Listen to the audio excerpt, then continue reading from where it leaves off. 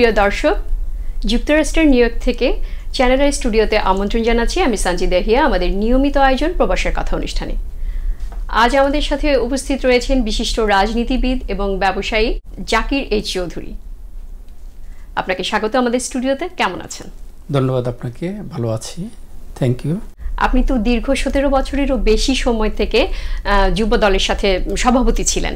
তো রাজনীতিতে আপনার দলের অবস্থানটি কোথায় বা কি অবস্থায় আছে? ধন্যবাদ সময়োপযোগী একটা প্রশ্ন করার জন্য।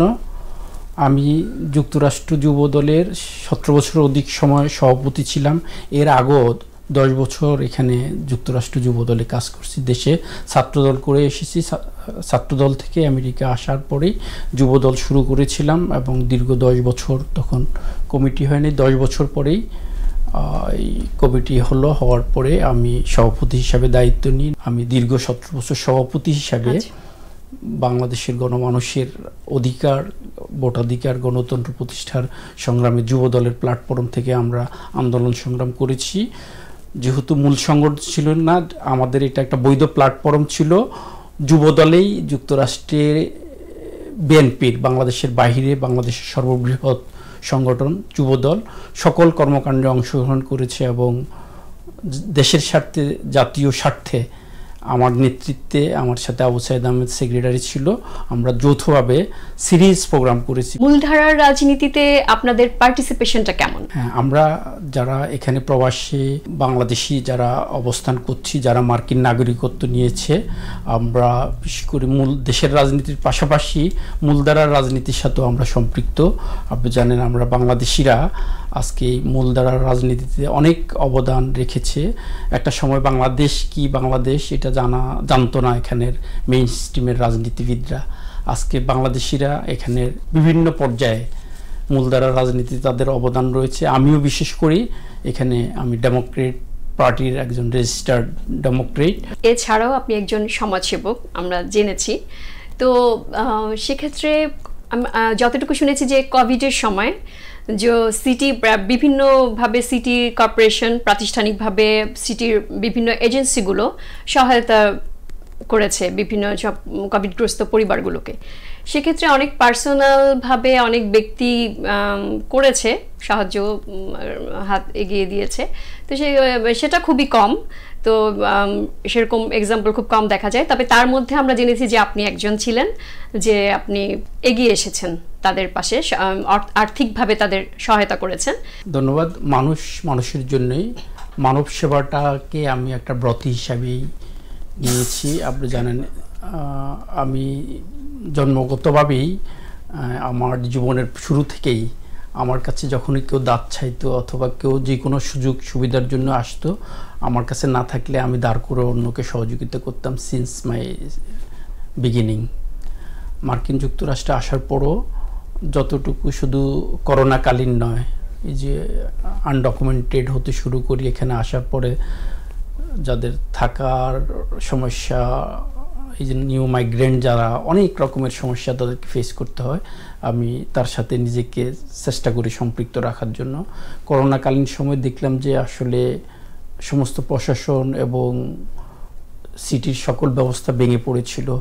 আমাদের বাংলাদেশি অনেক পরিবার নিহত হয়েছে। এটা আসলে নিহত পরিবার, হঠাৎ করে পরিবারের উপার্জনক্ষম যে ব্যক্তিটা হঠাৎ মৃত্যুতে তার পরিবার নানাভাবে আর্থিকভাবে ক্ষতিগ্রস্ত হয়েছে।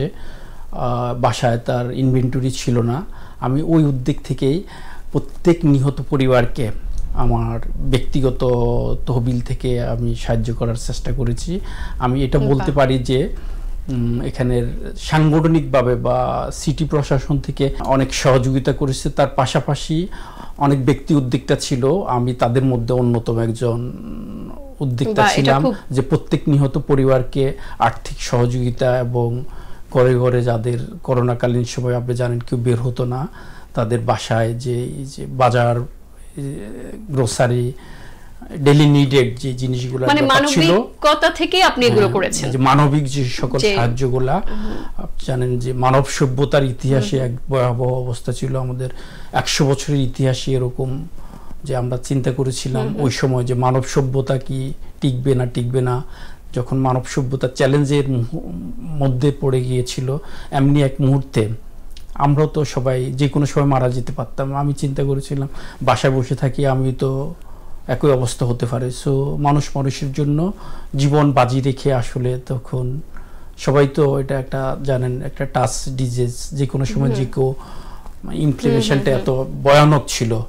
সো চিন্তা করেছি জীবন তো একটাই, মরতে তো হবেই। সো মানুষের সেবার মধ্যে দিয়েই তখন আমি আমার অত্যন্ত অন্য সহযোদ্ধাদেরকে নিয়ে, ভালো একটা উদ্যোগ, সহযোদ্ধাদেরকে নিয়ে তখন আমি বেরিয়ে পড়েছি। ঘরে ঘরে যতটুকু সম্ভব হয়েছে খাদ্য সামগ্রী পৌঁছিয়েছি। নগদ আর্থিক সহযোগিতাটা ছিল আমার উল্লেখযোগ্য একটা ব্যাপার। আমার অফিস থেকেই আমি নিহত যে সকল পরিবার, আমাদের কমিউনিটির কিছু লোকের এবং উল্লেখযোগ্য যারা সহায়তা করেছেন ওদের মাধ্যমে লিস্ট করে আমি একটা হ্যান্ডসাম অ্যামাউন্ট নিহত পরিবারকে দিয়েছিলাম। খুব ভালো, ধন্যবাদ আপনাকে। একটু আসি রিয়েল এস্টেট প্রসঙ্গে, যে আপনি তো একজন রিয়েল এস্টেট ব্রোকার আমরা জানি। তো এখন রিয়েল এস্টেটের বিজনেসটা আসলে বর্তমান পরিস্থিতিতে কেমন চলছে? বাড়ির দাম বাড়ছে না কমছে, বা মর্গেজ বা ট্যাক্স এটা কি কমছে না বাড়ছে?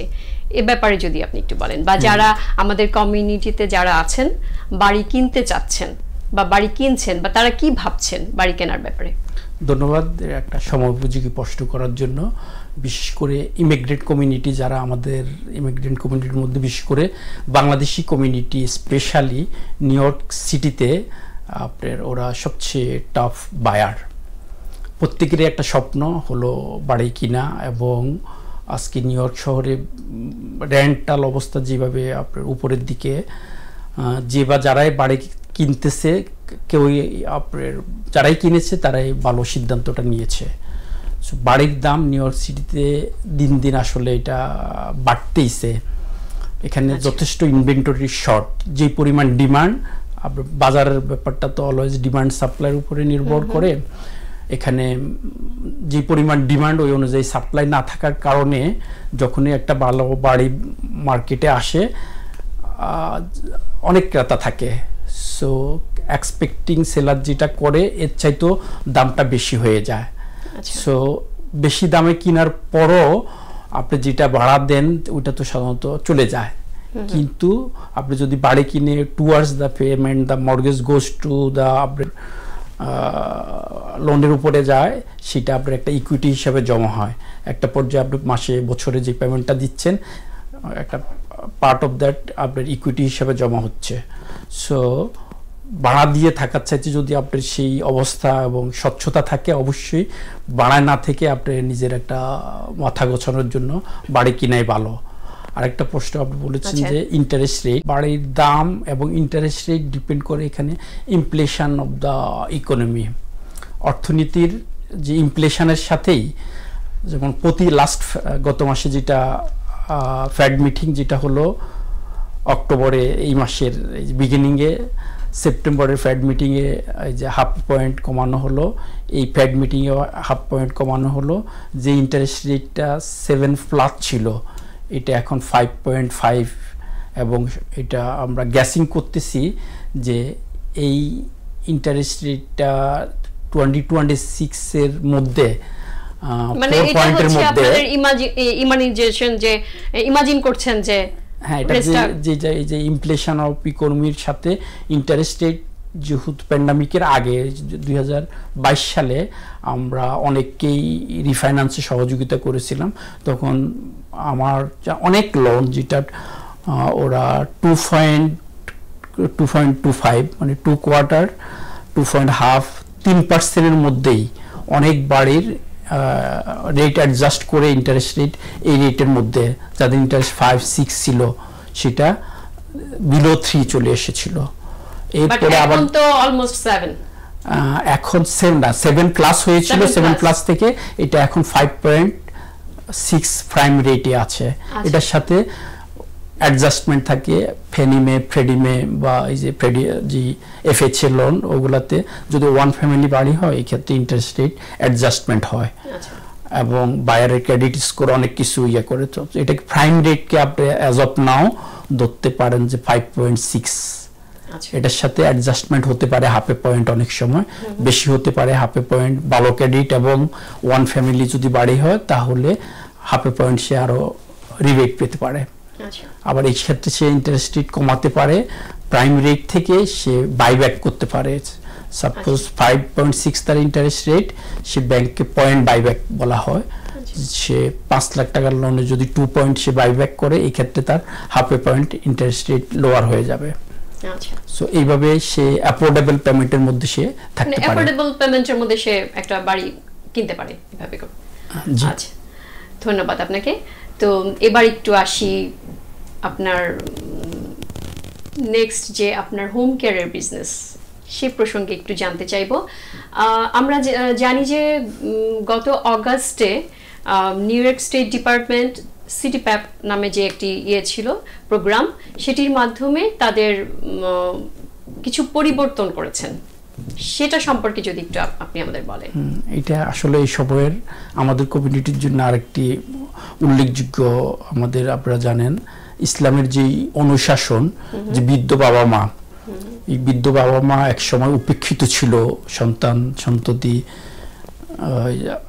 তার পরিবারের মেম্বারদের মাধ্যমে, কিন্তু এই সিডিপ্যাপ প্রোগ্রামটা আজ হতে 35 বছর আগে একটা বিশেষ কারণে, যে বৃদ্ধ বয়স্ক লোকজনকে হেল্প করার জন্য বাইরের থেকে লোক আসতো, দেখা যেত যে বেশিরভাগ ক্ষেত্রে ওরা অ্যাবিউজ হতো, বৃদ্ধদেরকে অন্য কমিউনিটি, হ্যাঁ বৃদ্ধ বয়স্ক লোকটাকে অন্য লোক বাইরে থেকে এসে বাসায় খেদমত যেটা হেল্প করতো তার ডেইলি নিডেড, ওটার পরিবর্তে ওটার পরিবর্তে সে তাকে অ্যাবিউজ করতো, প্রপারলি তাকে হেল্প করতো না। যার কারণে এটা এই সিডিপ্যাপটা যে পিসিএ সার্ভিস বাইরের থেকে লোক না এসে আপনার বাবা মা না করে, মানে নিজের ফ্যামিলি মেম্বারস বলতে ছেলে মেয়ে আত্মীয় স্বজন বন্ধু বান্ধব ওরাই তার হেল্প করবে। এই যে নিজের ফ্যামিলি থেকে যারা করতে পারছে বাবা বা ফ্যামিলির মেম্বারকে, তারা কি তারা যে করছে সিটির মাধ্যমে টাকাটা তারা পাচ্ছে, বাট কোনো না কোনো হোম কেয়ারের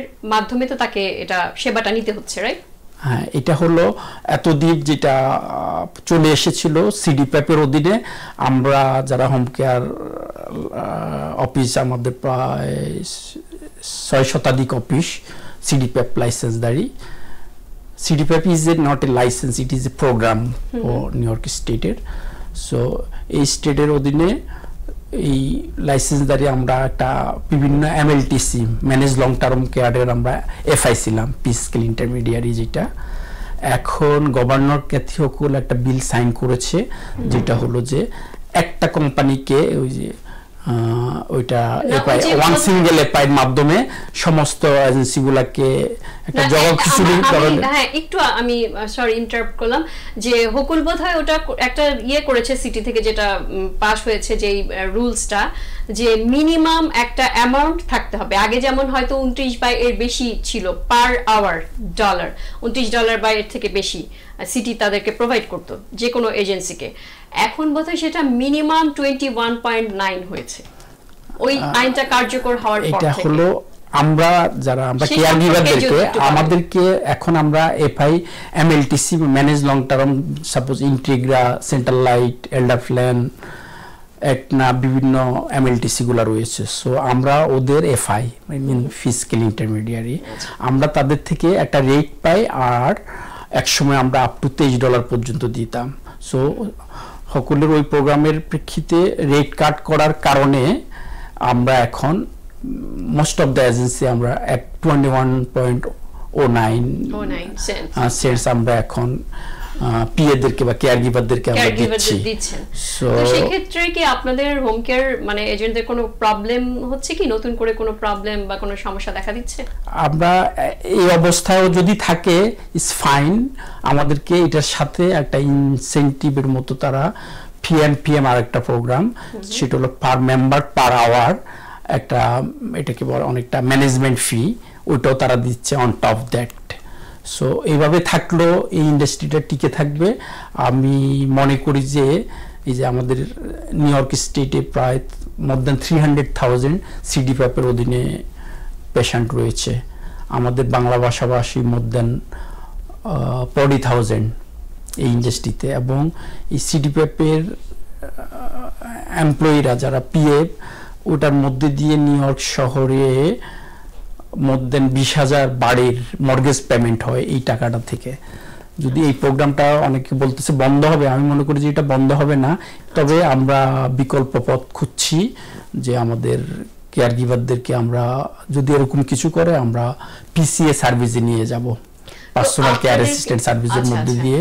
আর সিডিপিএফ যেহেতু এটা একটা বিশেষ উদ্দেশ্য নিয়ে, যেটা হলো যে নিজের আত্মীয় স্বজন বাই ফ্যামিলি বা বৃদ্ধ বাবা মাকে বাইরের থেকে লোক আনিয়ে দেওয়ার চাইতে নিজের ফ্যামিলির লোক, এটা হলো একটা হসপিটালিটিটা এই যে ফ্যামিলির বন্ধনের মধ্যে দিয়ে বাইরের লোক থেকে এনে পেমেন্ট করতে হবে, সো নিজের ফ্যামিলির লোকদেরকে দিয়ে বাইরে থেকে কেয়ার গিভার না নিয়ে নিজেরাই করছে। এটাতে বরঞ্চ আরো যে কেয়ার গিভার যাকে যে পেশেন্ট সে আরো মনোবল পাচ্ছে, নিজের ফ্যামিলি বন্ধনের মধ্যে সে থাকতে পারছে। সিটি তো টাকা দিচ্ছেই, সো ফ্যামিলি মেম্বার্স এর মধ্যে দিলেই এটা আরো বন্ধনটা যে সেবাটা নিচ্ছে সে আরো তাকে নিজে আরো উৎফুল্লতা ফিল করতেছে, যেটা বাইরের একটা লোকের সেবার চাইতে। কিন্তু যেটা শুনেছি বা জেনেছি ওই সিডিপিএফ প্রোগ্রামটার পরে যেই আইনটা কার্যকর হয়েছে, যে আপনারা যারা হোম কেয়ার ওনার আছেন তারা যেমন আগে ফ্যামিলির মাঝেই কেয়ার গিভারের কাজটা করাতে পারতেন ফ্যামিলির লোকদের দিয়ে, সেটা করতে হলে এখন একটা সার্টিফিকেটের প্রয়োজন হবে। তো সেটার ব্যাপারে একটু যদি বলেন। এটা হলো সিডিপিএফ হলো সিডিপিএফ প্রোগ্রামটা অল্টারনেটিভ হলো যে লেক্সা, লাইসেন্স হোম কেয়ার এজেন্সি। লেক্সা যাদের লাইসেন্স আছে তারা যদি কেয়ার গিভারদেরকে পাঠাইতে হয় কোথাও বাসায়, সেখানে তার একটা এইচএসএ সার্টিফিকেট, তার এটা ম্যান্ডেটরি 80 আওয়ার্সের একটা ক্লাস করে কিভাবে রোগীর সেবা দিতে হয়, সো একটা এইচএসএ সার্টিফিকেট নিতে হয়।